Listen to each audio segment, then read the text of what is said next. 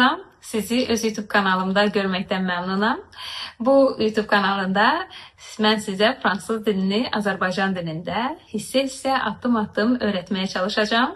Sizin bütün çətinliklərinizi bu YouTube kanalında müzakirə etmiş olacağıq. Bundan əlavə Frankofoniya dünyası haqqında da bəzi məlumatlar əldə etmiş olacaqsınız. Bəzən biz burada Frankofon ədəbiyyatını, həyat tərzini və digər məsələləri müzakirə etmiş olacağıq. Hal-hazırda bu videoda mən sizinlə fransız dilini niyə öyrənməliyik, fransız dilini öyrənərkən nələr əldə edəcəyik, hansı çətinliklərlə rastlaşacağıq və bu çətinlikləri necə aşa biləcəyik, bunları müzakirə etmiş olacağıq. Gəlin bir yerdə başlayaq. Bu bir təqdimat videosu olduğu üçün ilk öncə özümü təqdim etmək istəyirəm. Özümü təqdim edim ki, mənim adım Zinətdir. Mən Azərbaycanda fransız dilinin tədrisi üzrə təhsil almışam, yəni xarici dil müəllimliyi, fransız dili üzrə təhsil almışam və 2020-ci ildən etibarən Azərbaycanda yaşadığım dövrdə fransız dilini dövlət məktəbində, özəl məktəbdə tədris etmişəm. Bundan əlavə kurslarda və onlayn platformalarda, təhsil platformalarında fəaliyyət göstərmişəm. Hal-hazırda xaricdə yaşayıram və fransız dilini öz iş həyatımda, təhsil həyatımda istifadə edirəm və YouTube kanalında da, bu kanalda da sizinlə fransız dilini necə öyrənmək olar, bu barədə öz təcrübəmi bölüşmək istəyirəm. Ümid edirəm ki, sizə bu yolda kömək etmiş ola biləcəm və bugünkü videomuzda fransız dilini necə asan öyrənmək olar və fransız dilini öyrənərkən qarşımıza çıxan çətinlikləri necə dəf edə bilərik, bunu müzakirə edəcəyik. İlk öncə bundan başlamaq lazımdır ki, fransız dilini niyə öyrənirik? Əgər fransız dilini sevə-sevə öyrəniriksə, bu çox gözəl. Çünki fransız dilini sevə-sevə öyrənəndə sizə rahat olacaq.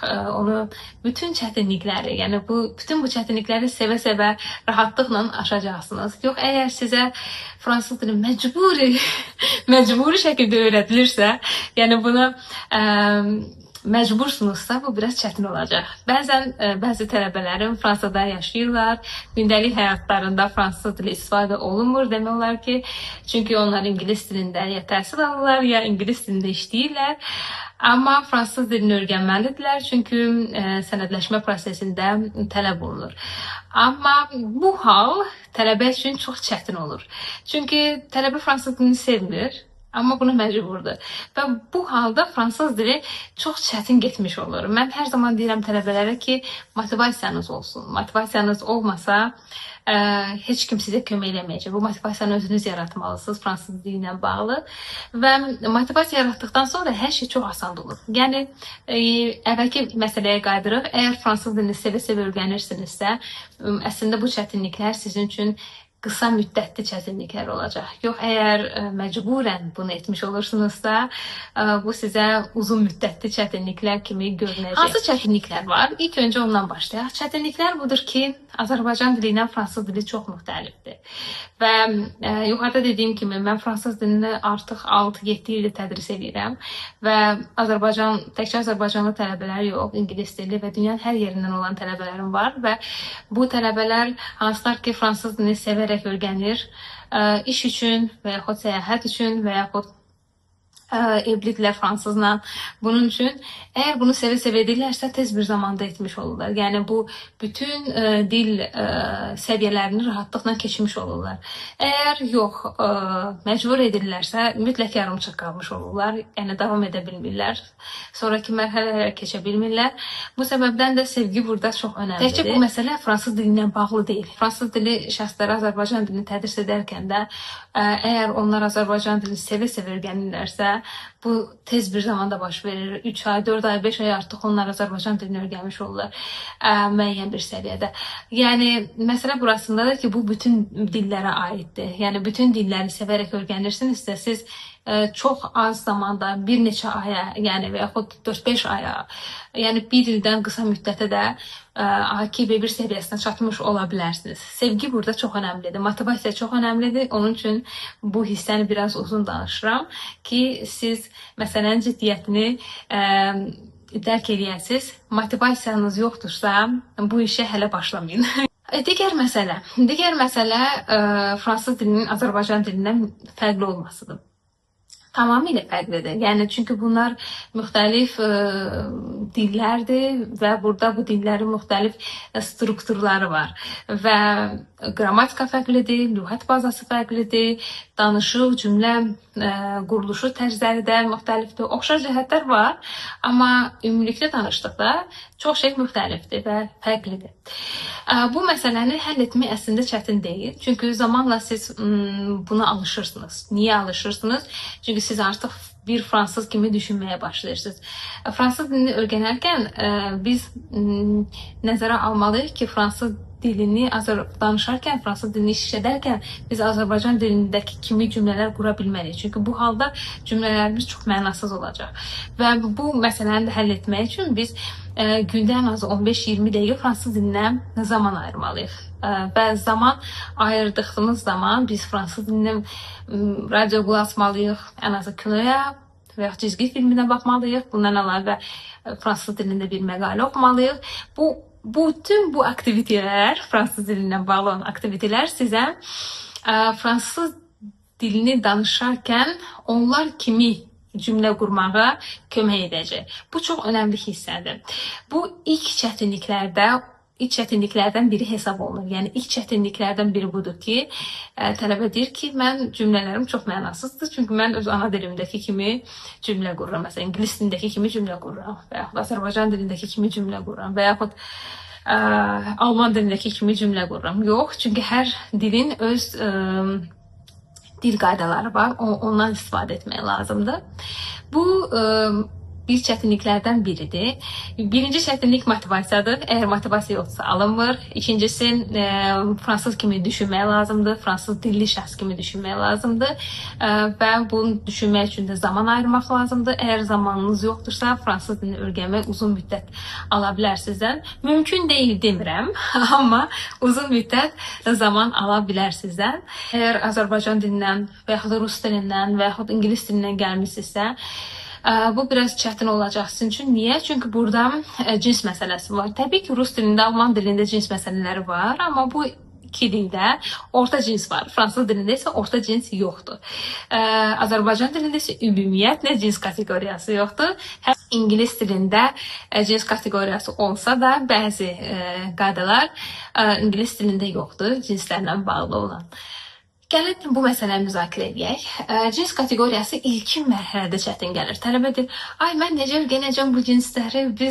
Mənim heç bir anlayışım yoxdur. Bəli, ilk dövrlər çətindir. Çünki müəyyən qaydalar olsa da isimlərin cinslərini təyin etmək üçün bəzən bu qaydaların da istisna halları olur. Amma yenə də deyirəm, bu istisna hallar bəzən 1 ay, 2 ay, 3 ay sizə çətin gələ bilər. Sonra isə siz əgər o qaydaları öyrənmisinizsə, anlamısınızsa, dərk etmisinizsə, cümlə qurduqda onları artıq fikirləşməyəcəksiniz. Bu artıq vərdiş olduğu üçün sizdən avtomatik, belə deyək, cümlə içində istifadə etmiş olmuş olacaqsınız. Çünki Azərbaycan dilində ona yaxın zaman yoxdur. Yəni, gündəlik danışıqda biz ona yaxın zaman istifadə eləmirik. Amma fransız dilində zaman məsələləri qətidir və bunları bilmək önəmlidir.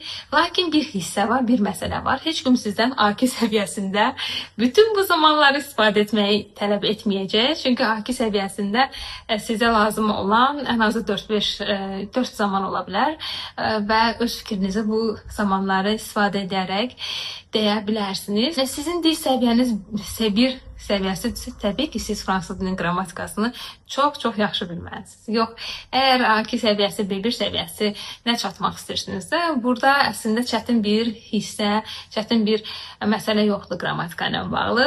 Əslində çox şey vərdişdir. Yəni, nə qədər çox istifadə etsəniz, o çətinlikləri, yəni o çətinlikləri nə qədər çox tez-tez təkrarlasanız, exceptionları deyək də, istisna halları nə qədər çox tez-tez təkrarlasanız, artıq o çətinliklər sizə çətinlik kimi görünməyəcək. Lakin rahat tərəfləri də var. Məsələn, bəzi fransız dili sözlər var ki, artıq biz onları bilirik. Yəni fransız dili Kore və Yapon dillərini müzakirə etdikdə onlar qədər çətin deyil. Çünki fransız musiqilərini biz dinləmişik, dinləyirik, kinolarını bilirik və bəzi sözlərini də gündəlik həyatda istifadə edirik. Məsələn, restoran, otel və yaxud türk dilindən eşitdiyimiz asansör, pantalon, manto və s. Sözlər var ki, biz artıq bu sözləri türk dilində və yaxud Azərbaycan dilində istifadə etmişik, bilirik və bunlar bizə yad deyil. Bu səbəbdən fransız dilinin əslində çətinlikləri çox azdır. Çox azdır. Çətinliklərdən biri o da ola bilər ki, Azərbaycan dilində biz yazdığımız kimi oxuyuruq, amma və yaxud oxuduğumuz kimi yazırıq və yaxud dediyimiz kimi yazırıq. Amma fransız dilində bəzi hərflər var ki, onlar birləşib bir səs verir. Məsələn, buna biz kombinezon deyirik. 3 səs birləşir. Məsələn, o səsini verə bilər, 2 səslə birləşib u səsini verə bilər. Yəni 2 hərf bir səs verir və yaxud 3 hərf bir səs verir. Bunlar da ilkin dövrlərdə sizə çətin ola bilər. Yəni dili öyrənərkən, təzə başlayarkən, hərfləri öyrənərkən sizə çətin ola bilər. Bir aydan sonra artıq bu çətinliklər mənim təcrübəmdə tələbələrdə qaldığını görməmişəm. Əgər onlar, yenə də deyirəm, gündə 15-20 dəqiqə ən azı fransız dilinə sərf edirlər. Lakin fransız dilini öyrənmək sizə böyük bir uğur verə bilər. Məsələn, uğurlardan biri budur ki, siz fransız dilini bilərkən rahatlıqla fransız dilli ölkələrə səyahət etmiş ola bilərsiniz. Fransız dilli ölkələrə səyahət deyəndə bura aiddir Fransanın özü, Avropada Lüksemburq, İsveçrə, Belçika və yaxud Kanada, buralara rahatlıqla gedə bilərsiniz. Orada fransız dili istifadə edə bilərsiniz və yaxud Afrikadakı olan ölkələrə, hansı ki bu ölkələr bir dövrlər Fransanın koloniyası olub, Mərakeş, Əlcəzair və digər ölkələr. Yəni bu ölkələrə gedərkən rahatlıqla fransız dilini istifadə edə bilərsiniz. Yox, əgər siz təhsil alırsınızsa və təhsil həyatınızda fransız dilinin necə sizə kömək olacağını bilmirsinizsə, bunu belə deyə bilərik. Erasmus proqramları vasitəsilə siz fransız dilli ölkələrə gedə bilərsiniz. Orada təcrübə toplaya bilərsiniz fransız dilini istifadə edərək və yaxud fransız dilində təhsilinizi davam etdirə bilərsiniz. Bundan əlavə, əgər siz iş həyatında aktivsinizsə, siz fransız dilli kampaniyalarda iş tapa bilərsiniz rahatlıqla və yaxud özünüzün biznesi varsa, siz fransız dilli iş partnyorları ilə fəaliyyət göstərə bilərsiniz, biznesinizi genişləndirə bilərsiniz. Həmçinin bildiyiniz kimi fransız dili diplomatiyanın, mədəniyyətin dilidir və siz bildiyiniz kimi də fransız dili bir çox təşkilatlarda, beynəlxalq təşkilatlarda 3 əsas dildən biridir. Yox, əgər siz heç biri ilə məşğul deyilsinizsə, sadəcə dost axtarırsınızsa, yenə də fransız dili sizə kömək olacaq. Çünki siz fransız dilli şəxslərlə rahatlıqla əlaqə qurub, onlarla görüşə bilərsiniz, dostluq əlaqəsi qura bilərsiniz, həyatınızı paylaşa bilərsiniz. Buradan belə nəticə əldə edirik ki, əgər fransız dilini öyrənsəniz, siz böyük uğurlar əldə edirsiniz və heç vaxt demərsiniz ki, mən fransız dilinə 1 il zaman ayırdım, mən fransız dilinə 1 ay zaman ayırdım, lakin hal-hazırda fransız dilini istifadə etmirəm. Xeyr, fransız dili sizə həyatın hər bir anında, hər bir dövründə, istənilən ölkədə sizə yardımcı olacaq, kömək edəcək və yaxud əlavə şanslar qazandıracaq. Bugünkü videomuz buydu. Növbəti videolarda biz sizinlə fransız dilinin qrammatikasını, lüğət bazasını, bəzən isə bəzi fransız ədəbiyyatını, kinolarını müzakirə etmiş olacağıq. Unutmayın və fikirlərinizi də şərh bölməsində yazın. Bugünlük bu qədər. A bientôt.